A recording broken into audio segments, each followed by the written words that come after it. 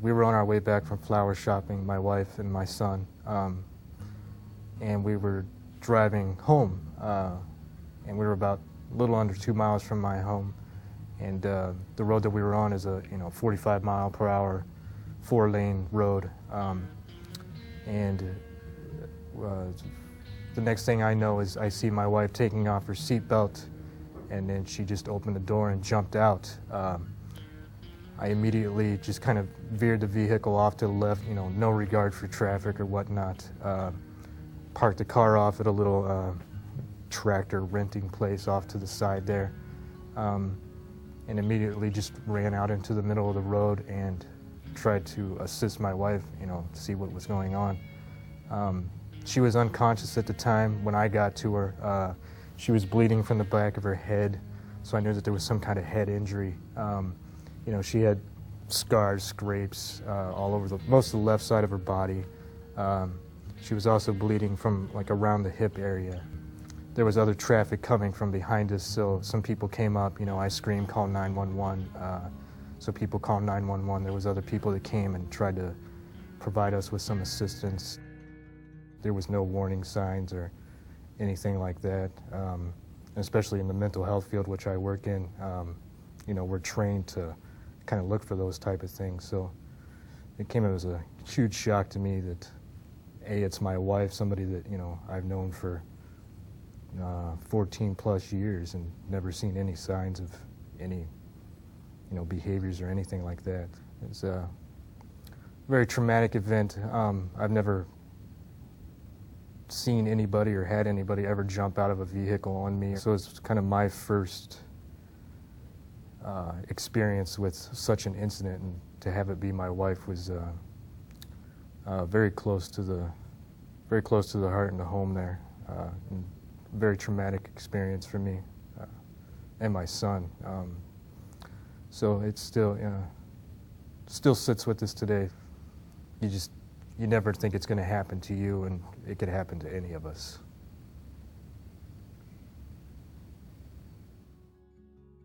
Food in the cupboard downstairs.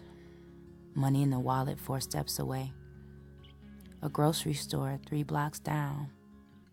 A Middle Eastern cafe 2 doors away. A pizza parlor 1 street over. And me upstairs, in bed, too weak, sick in the head. To get up, to stop my stomach growling, 3 days now. If I try, I will be dizzy, maybe faint, maybe fall. If I try, can I speak? Loud enough to place my order, focused enough to drive to the store, organized enough to give them my card, enter the PIN, take it back, put it in my purse, walk away, and then prepare it? Or should I chew on raw spaghetti again? Each person is unique in how they experience symptoms. Our brains cope with lots of external stimuli all the time, but as people experience symptoms, cues get mixed up. A person may forget common perceptual clues. I think one of the things that can happen sometimes is that we see somebody behaving in a certain way and we think that they are being deliberately defiant or non-compliant. But if we took a minute to look closer, maybe we could see that the person is really confused. They're not really processing what we're saying.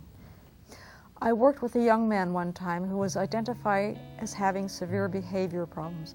I guess that's what they called it.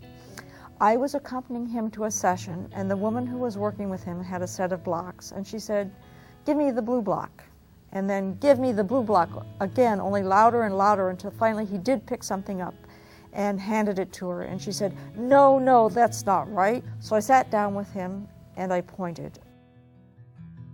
And pretty soon he was giving me all the right colors because he could see what I was doing.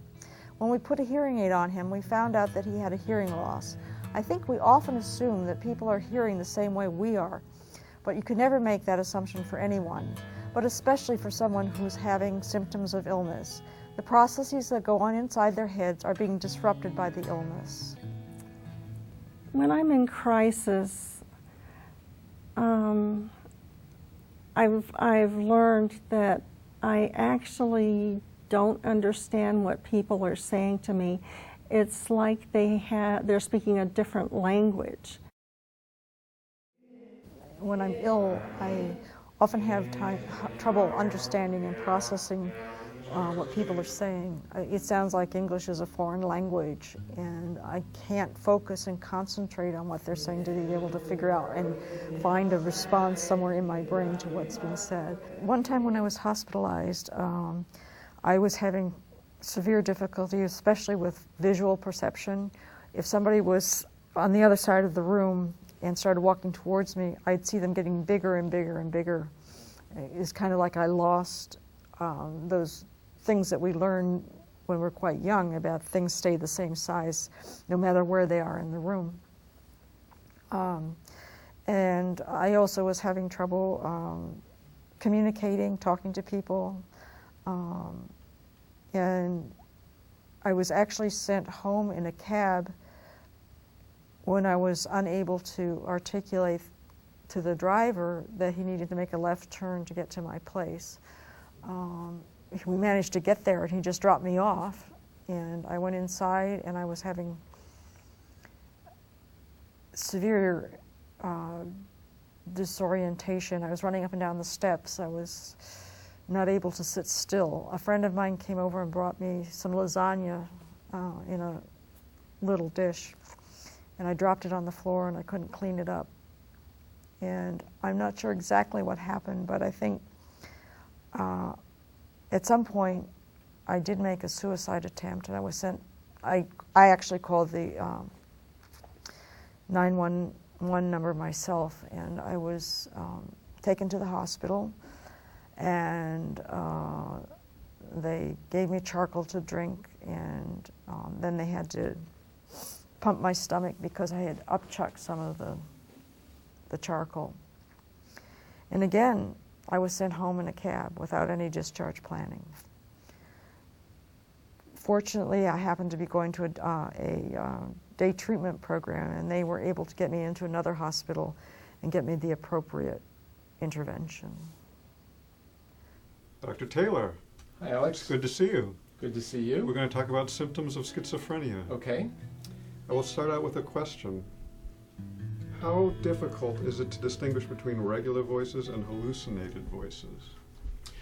Well, so if you're experiencing them, sometimes it can be quite difficult. Sometimes they can be almost more like well-formed thoughts, but they're not your own thoughts. Mm-hmm. People can experience intrusive thoughts, even hallucinations. And that doesn't mean they have schizophrenia. I think that's an important point to recognize. They may not. They may not. I've done some pieces while in my schizophrenic state of mind, and those are quite different from what I usually do. More intense. I call that art chasing the devil. Stress itself is not and does not equal mental illness. It's what happens when the brain doesn't respond to a stress properly, that you can set up a vulnerability for illness. When the interaction occurs between that vulnerable brain and particular environmental stresses that occur, then we can have a person who slips into, say, a low mood, depressed mood, or anxious because of circumstances, and then kind of can't get out of that. The brain is a very dynamic, changing, some people call it a very plastic organ. The plastic processes that are in the brain that constitute really what the brain does, which is to adapt, that these can be worked in a way that prevents and reduces the likelihood of subsequent episodes. There is a lot of research, a lot of information about recovery in schizophrenia. Probably 2/3 of people who have schizophrenia eventually recover. Pain and turmoil do not always result in disability and disease, but can lead to that triumph of the human spirit we call creativity. Over a number of years, I've been able to sort of figure out what is a hallucination, what is not. And I am sometimes able to say, this is definitely a symptom. This is definitely a voice that I've heard that is not there. It is not there. It's somewhere in my mind, but it's not out there. For a long time, I batted away the hallucinations by saying anywhere from leave me alone to go away to what is your question and why are you bothering me?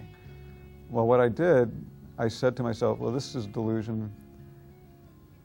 It doesn't happen. And I put it in a box. And my box is not a real box.